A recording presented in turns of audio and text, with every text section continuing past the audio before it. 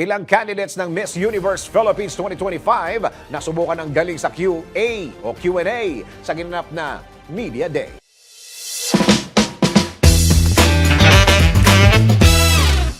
Para sa aking balitang showbiz, nagpatalbugan ng galing sa pagsagot ang unang batch ng candidates ng Miss Universe Philippines 2025 sa unang araw ng ginanap na Media Day na hatid ng Bingo Plus. Sa pagharap ng mga candidates sa mga miyembro ng media, nasubukan ng galing ng mga ito nang sumalang sila sa impromptu na question and answer. Kabilang sa nag-stand out sa unang araw ng Media Day ay sina Iloilo City, Cebu City, Camarines Sur, Lapu-Lapu City, Ifugao at Bohol. Ngunit mas pinutakti ng tanong si Miss Bohol dahil sa pagiging consistent na nakakapasok ito sa top 5 ng mga pageant site kung saan may pagkakataon pa na nanguna ito sa dalawang pageant site. Ayon kay Miss Bohol, malaking karangalan para sa kanya ang mapansin ng mga pageant site lalo na at matitindi ang mga makakalaban niyang beauty queen. Malaki umano ang pasasalamat niya sa mga pageant site at gagawin niya raw ang lahat para hindi madismaya ang mga ito sa kanya.